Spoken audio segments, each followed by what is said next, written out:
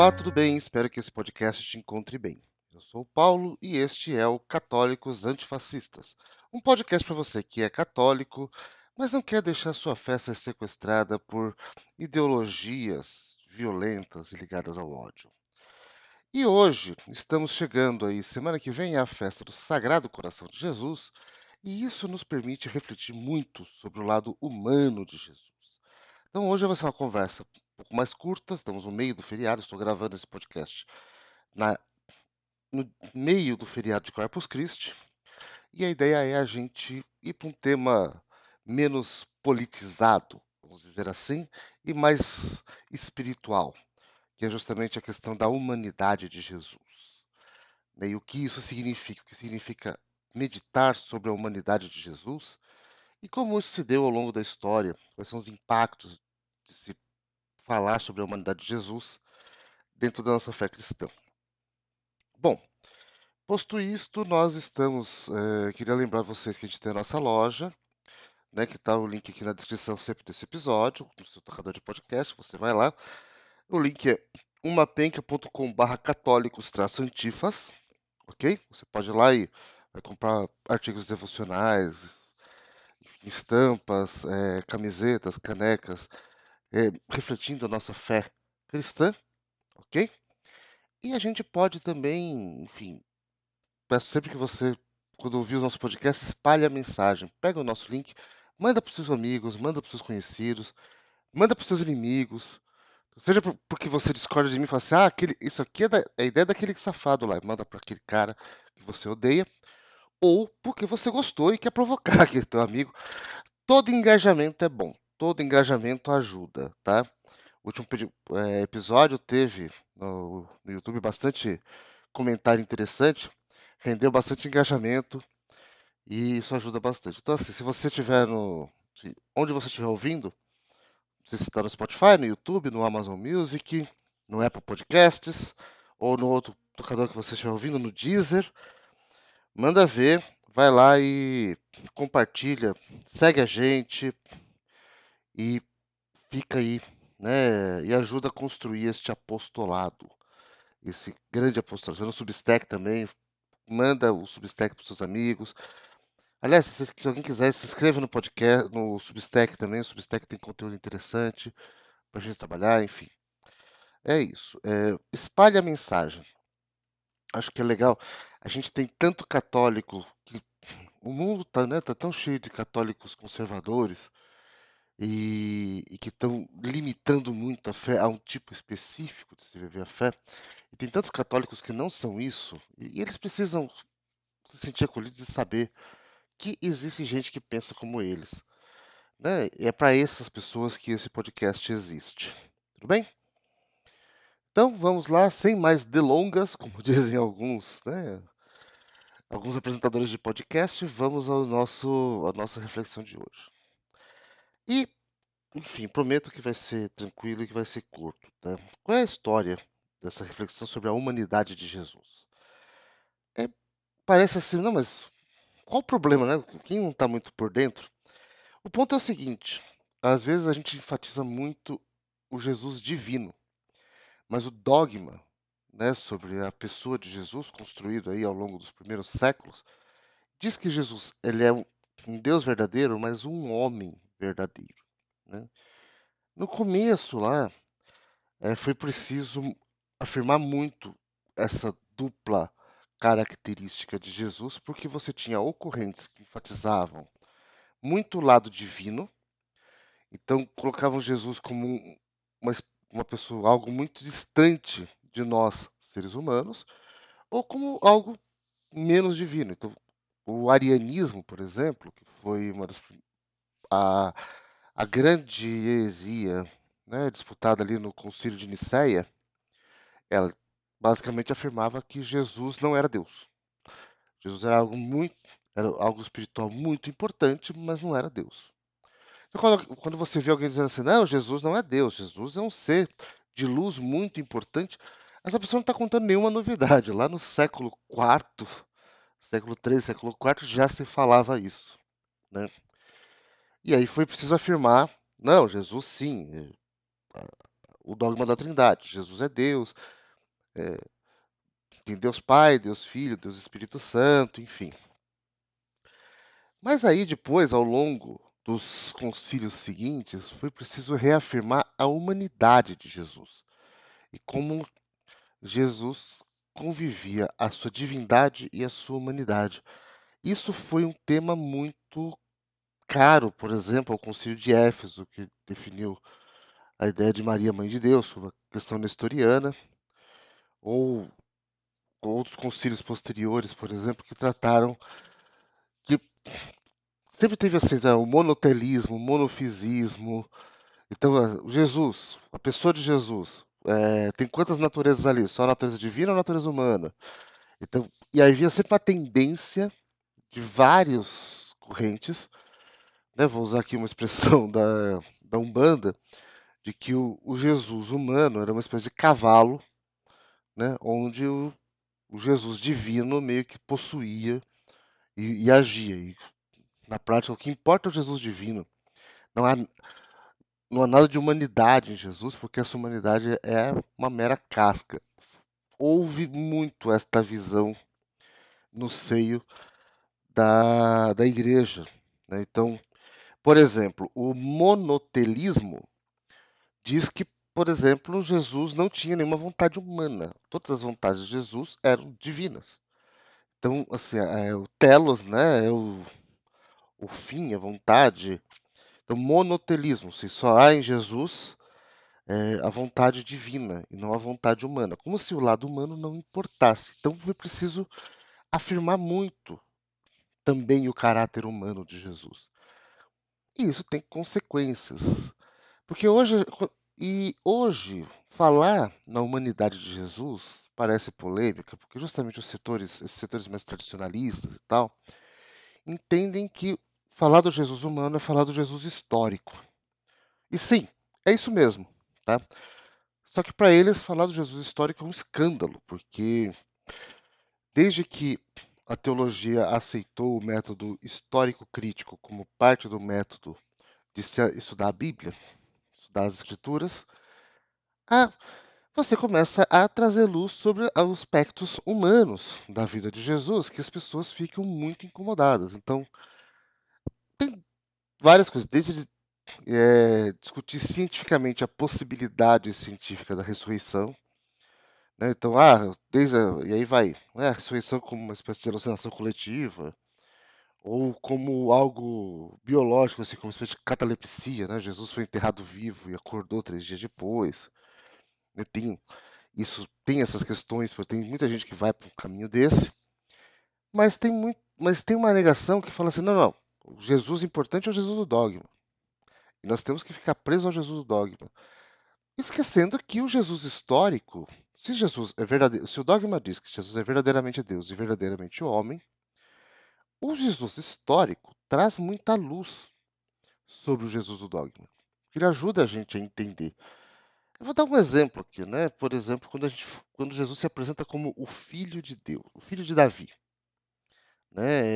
Ele é visto no Evangelho como o Filho de Davi. Poxa, mas aí às vezes a gente esquece um pouco do que isso significa. Ser o filho de Davi. Esse é o título messiânico por excelência, por exemplo.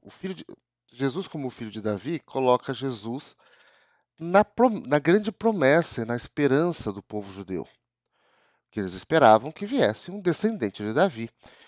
E aí, quando Jesus vem com o reconhecido como filho de Davi, e ele diz: O meu reino não é deste mundo, ele dá um novo significado a esse reino de Israel. Um significado muito mais escatológico e muito mais espiritual, quer dizer, o reino de Deus, que é o reino que já está entre vós, que é esse reino que vai ser restaurado não é um reino humano. Então, como eu disse no podcast passado, não fiquem esperando a restauração do reino de Israel como uma monarquia constitucional com sede em Tel Aviv ou em Jerusalém, né? Enfim, e um primeiro-ministro eleito pelo Knesset de Israel, porque não é disso que se trata.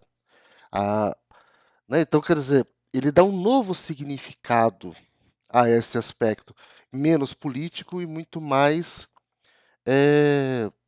vocacional e espiritual, vamos dizer assim, o reino de Deus como um horizonte de salvação para toda a humanidade. Então, veja, entender a historicidade, esse é um exemplo de como você entender a historicidade da figura de de Jesus ajuda a trazer luzes sobre o seu aspecto espiritual, transcendental e divino, entendeu? Como ele traz luz ao dogma. Então, é um pouco disso que a gente tem que meditar.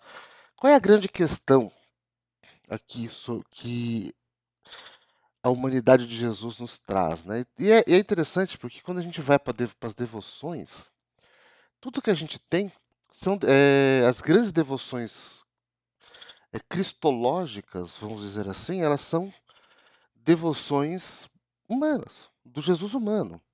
Você tem o Cristo Pantocrator, né, que evolui.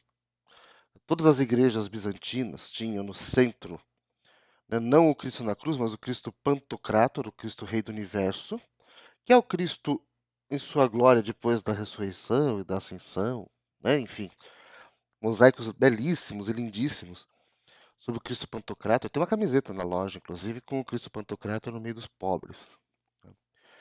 E a gente que evolui mais recentemente para a devoção a Cristo Rei. E a ideia do Cristo Rei é aquilo que eu acabei de falar, é o Cristo Rei do universo, o Cristo Rei que é o rei da nossa vida, né? Que é o rei que, que não é um rei político, mas que também significa um limite para a política, no sentido de dizer que assim, a política não nos governa, ela tem um limite para a política porque ela só nos governa naquilo que é o escopo da política. E fora da política, ah, não tem alcance. Então, nas questões da nossa vida pessoal, nas questões das nossas escolhas afetivas, elas não podem ser colonizadas e governadas pela política, que é justamente o confronto com o totalitarismo. O que é a ideia de totalitarismo? É um Estado que coloniza e governa todos os aspectos da vida humana. Então, a devoção a Cristo Rei, nós vamos ter lá para o fim do ano, quando chegar a época de Cristo Rei, ela é a grande contraposição a uma colonização, por exemplo, hoje da política de todos os aspectos da vida humana. Quando você tem, por exemplo, famílias sendo divididas e rachadas por escolhas políticas, porque de repente um pai acha que o filho está possuído pelo demônio porque vota no candidato que não é o candidato dele, né? Esse pai está fazendo com que a política colonize um aspecto que não é um aspecto da política, que é a relação pais e filhos, por exemplo. Outro exemplo de uma devoção muito humana é a devoção ao Sagrado Coração de Jesus, né? A devoção lá apresentada, que vem lá do século XVII, de Santa Margarida Maria Alacoque, que está muito associada, que vem justamente como um contraponto, né? E ela vem dentro desse conceito da devócio moderna, contraponto que eu digo ao iluminismo, ao racionalismo iluminista, no sentido de ser uma religião, uma devoção muito mais de amor, quer dizer, o coração de Jesus, um coração que ama a todos e que se preocupa com todos, né? E e assim, a devoção ao Sagrado Coração de Jesus, ela é essencialmente uma devoção, é, assim, do Jesus humano, o Jesus que tem um amor humano e profundo por cada um de nós, que é uma, inclusive, uma devoção muito promovida pelos papas, né? Por exemplo, a gente tem o Papa João Paulo, o Papa Francisco, pouco antes de morrer, ele nos deu a encíclica Dilexit-nos, ou Amou-nos, que é a sua encíclica sobre o Sagrado Coração de Jesus, sobre a devoção ao Sagrado Coração de Jesus. E, e ele mostra assim, né, coisas que o Papa diz, por exemplo, seu coração aberto precede-nos e espera-nos incondicionalmente, sem exigir qualquer pré-requisito para nos amar e oferecer sua amizade. Ele nos amou primeiro. Graças a Deus, graças a Jesus, conhecemos o amor que Deus nos tem, pois cremos nele. Então, e aí ele enfatiza como a devoção do Sagrado Coração de Jesus ela é uma expressão da relação pessoal entre nós e Deus, porque essa é a grande questão. Quando a gente fala da Trindade, que as pessoas às vezes esquecem. Quando a gente diz que Deus é três pessoas, a grande palavra aí é Deus é pessoa, então Deus é pessoal. Deus é alguém com quem você se relaciona, né? Então não é um ser distante espiritual, nem é uma força mágica que você tenta enquadrar, né, com aspectos, com feitiços, né, com comandos, tipo, que você, está, é comandado, né, está feito e tudo mais, essas coisas que algumas tendências esotéricas modernas, e nem é um Deus como aquela causa primeira científica que move as coisas sem muito interesse. Deus é um Deus que se interessa particularmente por cada um de nós, né? Como Deus, como diz o teólogo William P. Young, do autor do livro A Cabana, né? Deus se interessa particularmente por você. Então, esta relação pessoal, que é a expressão do Sagrado Coração de Jesus, e a gente só consegue se relacionar com um humano. A gente se relaciona com Jesus porque Jesus é humano. E como Jesus é humano, ele carrega toda a nossa humanidade junto com ele, né? Tem um texto que eu fiz no Substack sobre o Natal e eu usei a seguinte. O título do texto, se não me engano, é assim: O Menino Jesus tem cólicas e arrota. Por quê? Porque a gente imagina, né? Você tem um dos livros apócrifos, o Evangelho da Infância de Jesus. Ele coloca Jesus como se fosse um mágico, assim, e um mágico que é ao mesmo tempo uma peste, né? Ele vai pegar água no poço, os amiguinhos vão pegar água também. Aí ele pega a ânfora cheia d'água e joga no chão e a ânfora quica, como se fosse uma bola e volta para a mão dele. Aí os moleques pegam a ânfora deles e jogam, fazem igual. E a ânfora deles quebra, espalha água e tal. E, ai meu Deus, as mães vão me dar bronca. Aí Jesus faz um milagre de colar as ânforas tudo de volta e sai água infinita e tudo mais. Isso é um Jesus que não é uma criança de verdade. E a gente não é isso que dizem os evangelhos que ficaram. Os evangelhos que ficaram, né, no cânon, não mostra esse capeta em forma de guri que fica fazendo os moleques fazer, que fica aprontando e fazem os moleques colega dele aprontar junto, né? Mas é um Jesus que viveu como uma criança judia do século I, normal, absolutamente normal. Não se tem, inclusive, né, os evangelhos não trazem nenhum relato de milagres de Jesus antes da fase adulta, tá? Então, assim, nem faz sim.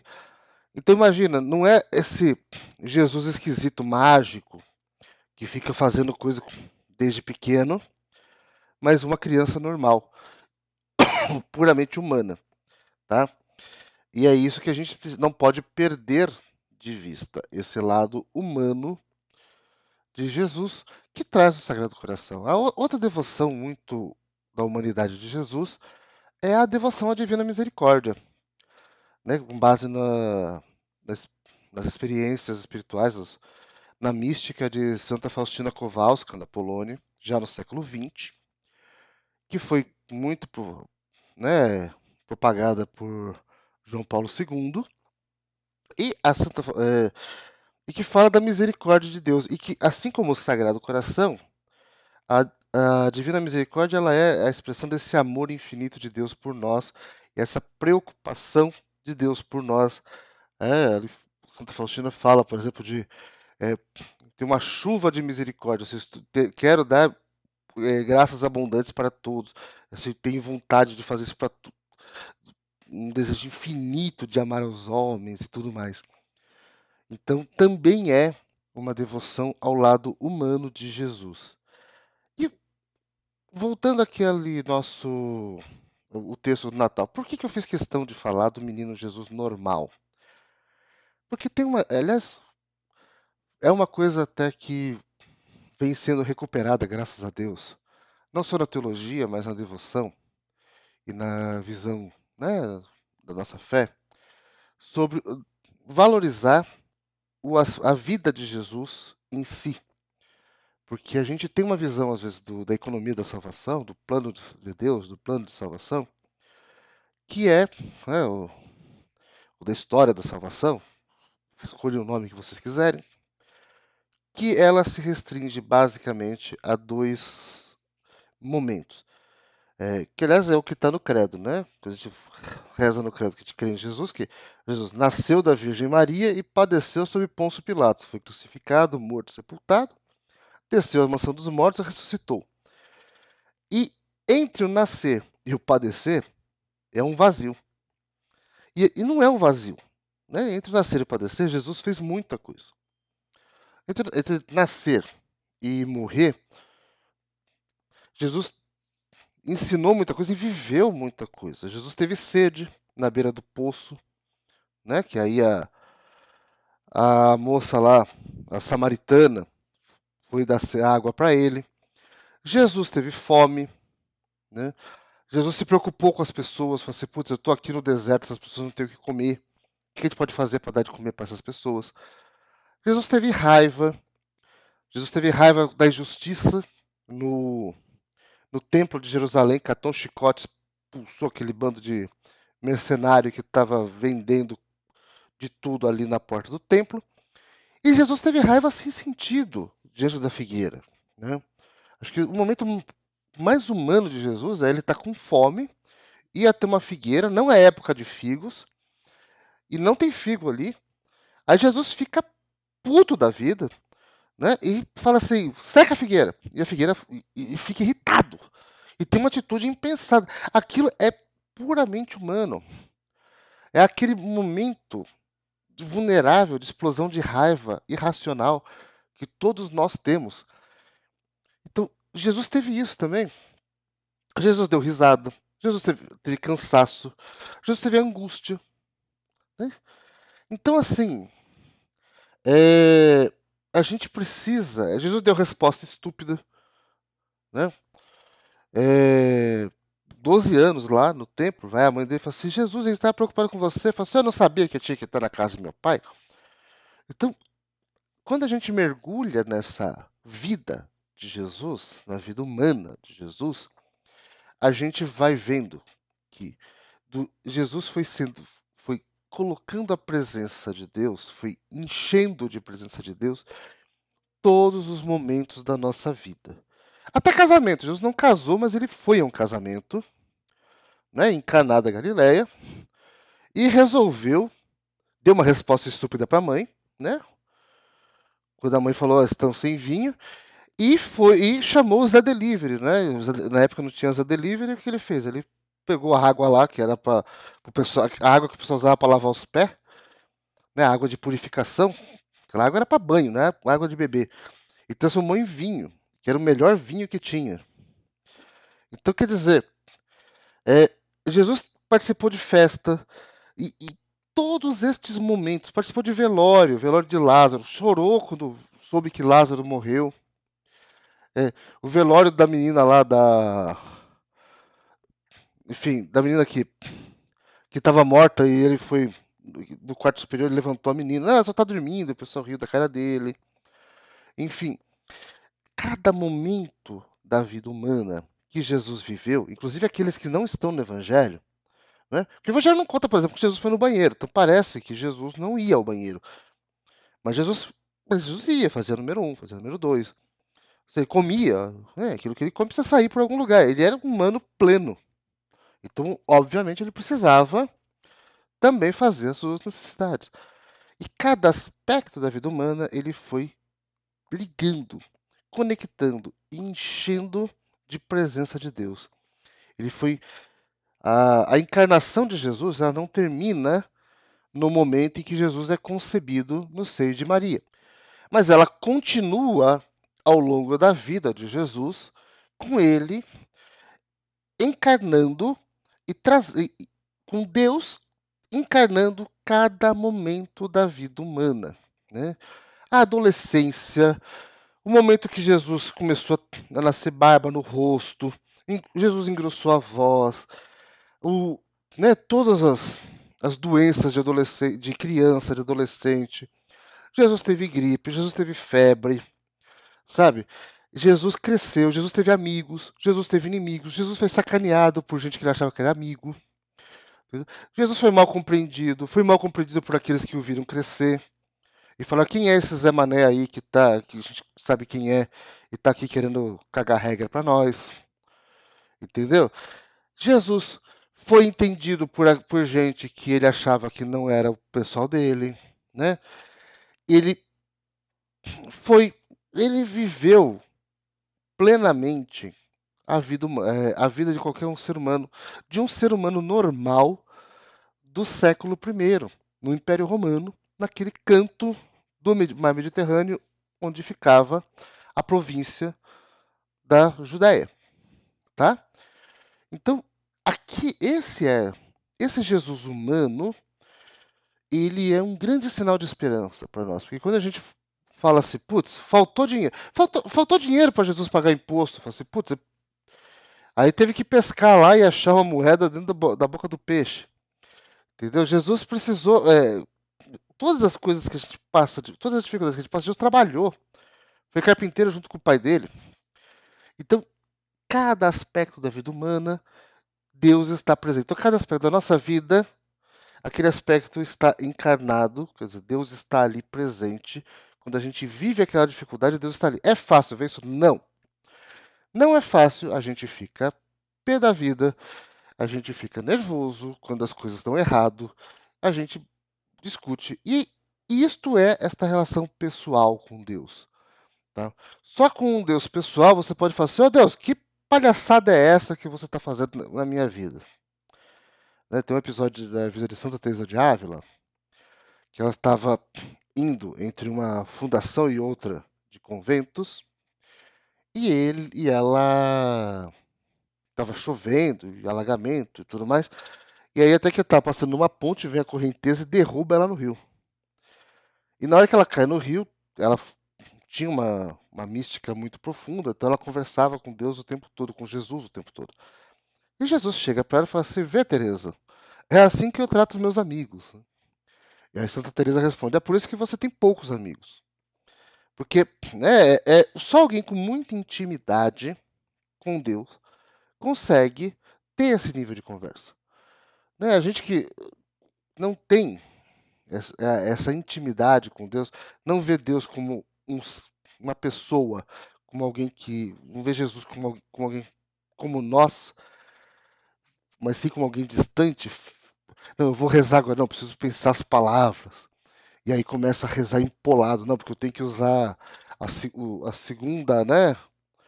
Segunda pessoa da conjugação verbal. Então, vós sabeis o que quereis, ó meu Deus, e tal. E não precisa, não precisa. Aquilo que você está passando, Jesus passou como ser humano. Jesus está ali. Jesus teve que fazer escolhas políticas. Jesus não votou porque não era democracia na época. Mas Jesus teve que fazer opções políticas. Ele faz opções políticas. Quando ele fala, dai a César o que é de César e a Deus o que é de Deus, ele faz uma definição política. Jesus ouviu música. Provavelmente ele não ouvia funk, porque não tinha música eletrônica na época. Mas certamente tinha música proibidona. Música proibidona sempre existiu. E ele com certeza ouviu. Entendeu? Algumas ele deve ter achado graça, inclusive. Porque Jesus era um cara que achava graça de coisas que as pessoas achavam imorais, né? E tem um momento do evangelho que ele fala, que as pessoas falam que o João, né, que vivia um rigor e tal, e as pessoas achavam que ele tem demônio, porque ele é muito rigoroso. Aí chega Jesus, fala que come e bebe com os pecadores, e a pessoa fala assim, ele é um comilão, um beberrão. E Jesus era esse cara, ele estava nas festas, ele contava, ele tinha senso de humor, né? Imagina.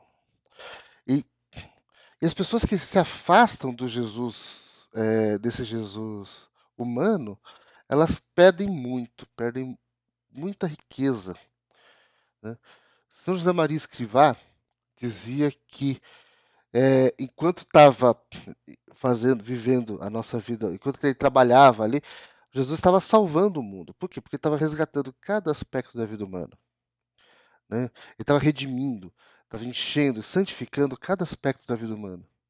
Então a vida em família, tudo isso foi ali redimido também por Jesus na sua vida. Enfim, é, a gente está chegando no dia do Sagrado Coração de Jesus, que é a próxima sexta-feira, né, a última sexta-feira de junho. Então, eu gostaria de falar para vocês assim: aproveitem bastante esse momento, vivam, né, sejam felizes nessa festa e aproveitem bastante. Acho que ela é um momento muito rico para todos nós.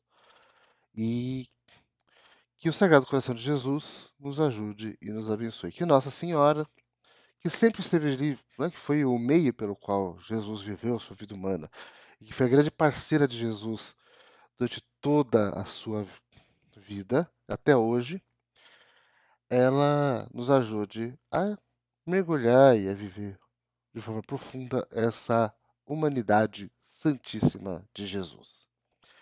Fiquem com Deus. Mandem esse podcast para os seus amigos ou para os seus inimigos. Muitos vão ficar putos, vão achar que eu fui desrespeitoso. Falar assim, quem é esse filho da puta que fala de Deus falando palavrão? Né? Mas como dizia um diretor espiritual meu, fala assim, se você não consegue mandar um amigo seu tomar no cu, você não é amigo de verdade dele. Enfim, e é isso. Fiquem com Deus e até o nosso próximo episódio.